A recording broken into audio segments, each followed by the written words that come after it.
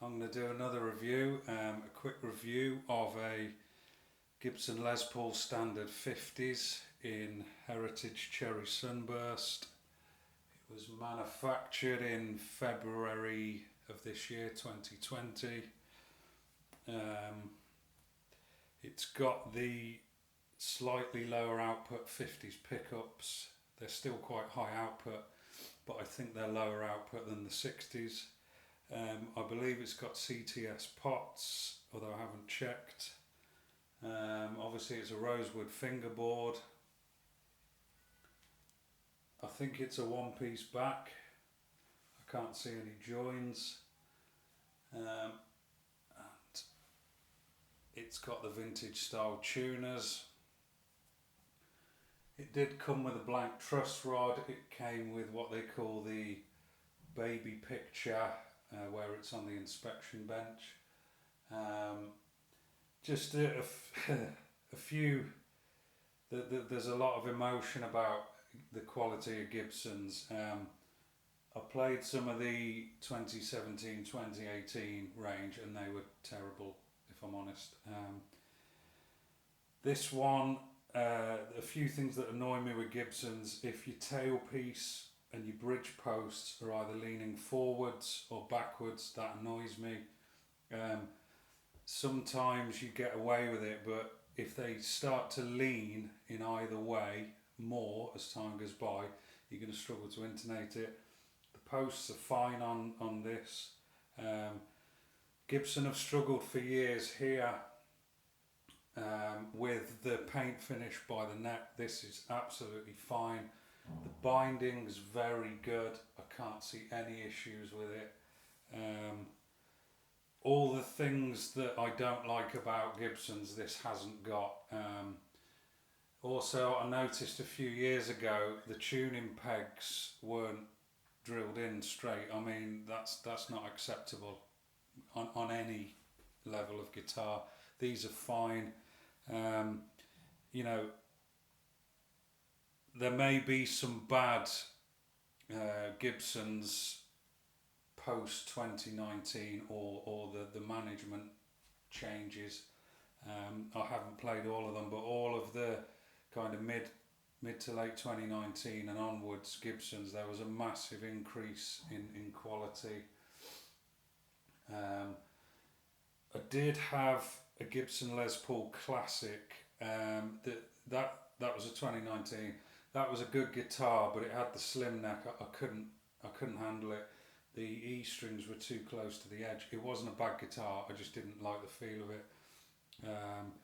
I prefer this. It's got a 50s neck profile, but it's not massive. I'd liken it to maybe a 59. I haven't found one issue. I'm not a big flame top guy. I don't really care. This is AA flame. It's got nice flame here. It's hard to see on camera. It's got a nice amount of flame.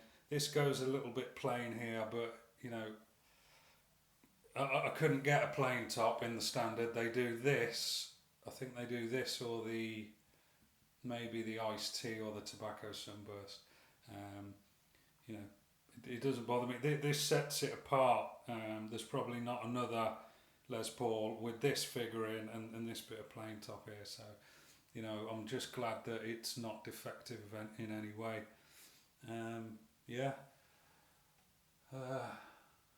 That's about it really. Very happy with it. It comes in at 9.6 pounds, which isn't very heavy.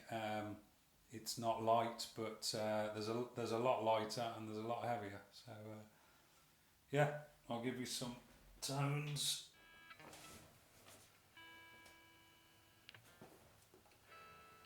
Okay, so clean channel, neck position.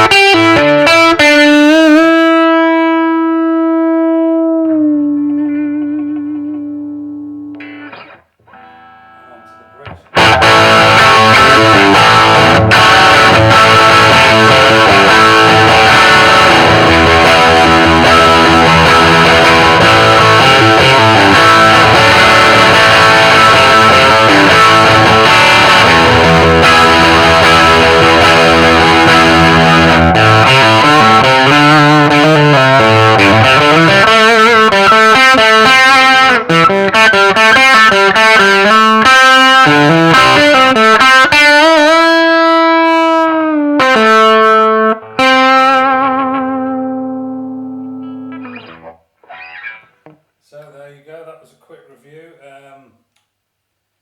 Yeah, very happy with it. I've had a couple of the new Epiphone Les Pauls, very good for under £500. I had the 60s one. This definitely isn't 4 times better because it's 4 times the price, and it sometimes makes me wonder why we spend all this money. But I think the main thing against this and the new Epiphones, this is nitro.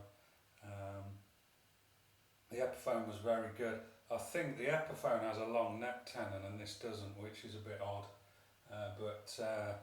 You know, it's a bit odd that I'm praising the Epiphone, but I bought one of these. I just thought, you know, I was playing an Epiphone and it was great, and I just thought, I'm always going to think I should have got a Gibson Les Paul, something to keep forever. So, you know, maybe if these were twice the price of an Epiphone, that would be fair, but not 4 times, definitely not.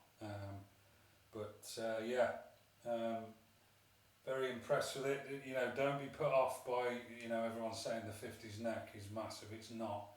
In fact, it's quite close to the 60's neck on the Epiphone. They're not massive necks. I prefer lower output. I prefer PAFs. I think there's PAFs in the 60's, but they're higher output. I can't fault it if I'm honest. So thanks for watching.